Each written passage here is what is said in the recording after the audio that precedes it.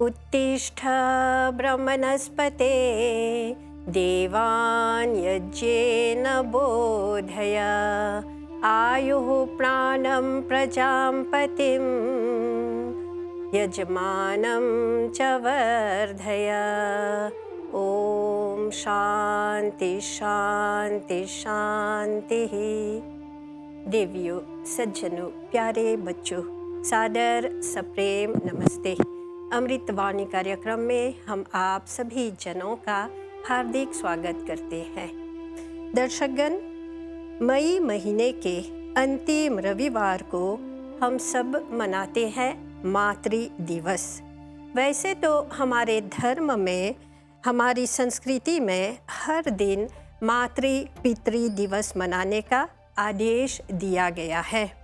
फिर भी दिन कोई भी हो, माता शब्द के आने से उस दिवस का महत्व तो बढ़ ही जाता है। दर्शकगण, माता मान पूजायाम धातु से माता शब्द निष्पन्न होता है। मान्यते पूजयते या सा माता, अर्थात जिसका मान व पूजा की जाती है वह माता कहलाती है। माता निर्माता भवति, जो बच्चों का पालन पोषण और निर्माण करे वह माता कहलाती है। माता का हाथ विश्वकर्मा का हाथ होता है। माता जैसा चाहे वैसा ही अपने बच्चों का निर्माण कर सकती है। वैदिक शास्त्रों में मनुस्मृति, वाल्मीकि रामायण, महाभारत आदि ग्रंथों में तथा महर्षि स्वामी दयानंद कृत ग्रंथों में जैसे संस्कार विधि, सत्यार्थ प्रकाश, व्यवहार भानु में माता की महिमा व गरिमा पर विशेष रूप से प्रकाश डाला गया है। माता का संतान के प्रति क्या कर्तव्य और उपदेश है, महर्षि स्वामी दयानंद जी महाराज ने अपनी पुस्तक सत्यार्थ प्रकाश के द्वितीय समोल्लास में समझाए हैं कि मातृमान पितृमान आचार्यवान पुरुषो वेद। यह शतपथ ब्राह्मण का वचन है। इस वचन का अर्थ होता है कि जब 3 शिक्षक अर्थात एक माता, दूसरा पिता और तीसरा आचार्य हो तभी मनुष्य ज्ञानवान होता है, मानवीय गुणों का विकास होता है। स्वामी जी आगे लिखते हैं कि वह कुल धन्य है, वह संतान बड़े भाग्यवान है जिनके माता पिता धार्मिक विद्वान हैं। जितना माता से संतानों को उपदेश और उपकार पहुंचता है उतना किसी से नहीं। जैसे माता संतानों पर प्रेम, उनका हित करना चाहती है उतना अन्य कोई नहीं करता। इसीलिए मातृमान अर्थात प्रशस्ता धार्मिकी विदुषी माता विद्यते यस्य सा माता, अर्थात जो माता अच्छी है, धर्म वाली है, विदुषी है, वही मातृमान है।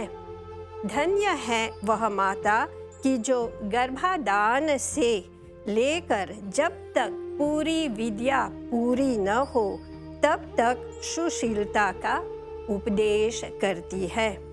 दर्शकगण, इतिहास के पन्नों से अनेक ऐसे उदाहरण मिलते हैं जहां मातृमान माताओं ने अपने पुत्रों को उच्च शिखर पर पहुंचा दी हैं। चाहे वे राजनीति के क्षेत्र हो, विद्या की क्षेत्र हो अथवा आध्यात्मिक क्षेत्र हो। जैसे श्री रामचंद्र जी को बनाने वाली उनकी माता ही थी। महर्षि अष्टावक्र अपनी माता की कृपा से बहुत कम उम्र में अर्थात 8 वर्ष की आयु में वेद वेदांत सीख चुके थे। इसका कारण यह है कि जब वह अपनी माता के गर्भ में थे उस समय उसकी माता प्रतिदिन वेद का स्वाध्याय करती थी। ऐसे ही राजा दुष्यंत के पुत्र भरत के निर्माण भी उनकी माता के गर्भ में ही हुआ था। जिस समय भरत 6 वर्ष का था, उस समय वे सिंह के बच्चों के साथ जंगल में खेला करता था। उन्हें ललकारते हुए वह कहता था, जिम्भस्वरे सिंह शावक, जिम्भस्वदंतान ते गणयिष्यामि। अर्थात, हे सिंह के बच्चे, हे शावक, अपना मुंह खोल, मैं तेरे दांतों को गिनूंगा। दर्शकगण, वीर क्षत्रानी माताएं अपने पुत्रों का निर्माण वीरता का पाठ पढ़ाकर करती हैं। जैसे वीर महाराणा प्रताप, वीर शिवाजी, नीति निपुण श्री कृष्ण, सुभद्रा पुत्र अभिमन्यु, देशभक्त भगत सिंह, चंद्रशेखर आजाद, राम प्रसाद बिस्मिल, इन सब को जन्म देने वाली, दृढ़ संकल्प को धनी बनाने वाली इनकी माता ही तो थी। इस प्रकार हम देखते हैं कि विश्व के जितने महामानव हुए हैं, वे अपनी माता से ही शिक्षा व प्रेरणा पाकर बड़े बड़े कार्य कर डाले हैं। देवियों, सज्जनों, ऐसे ही अनेक ऐतिहासिक शिक्षाप्रद उदाहरण हैं।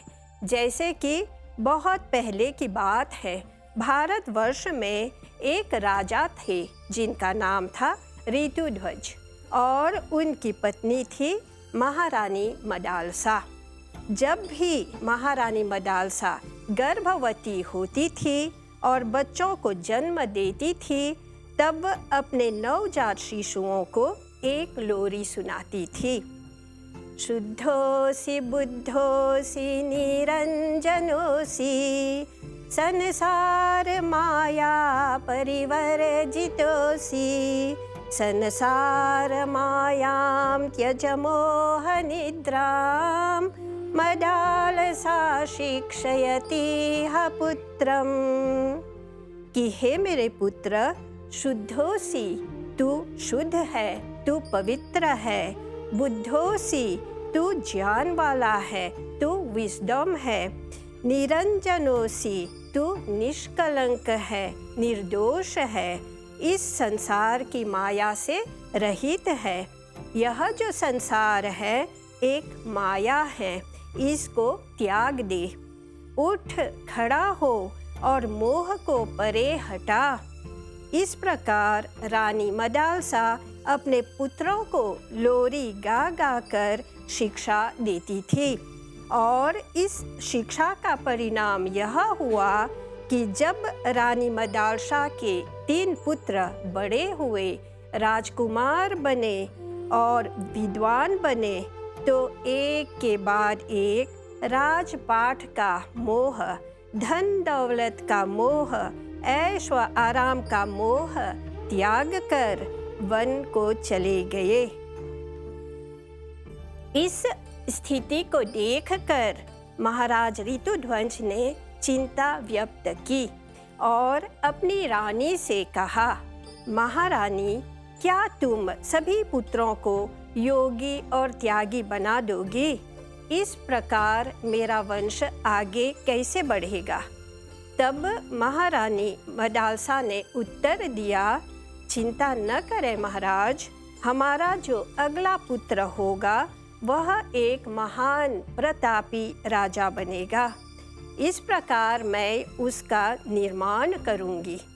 तब जब चौथा पुत्र गर्भ में आया तो महारानी मदालसा ने लोरी गाई।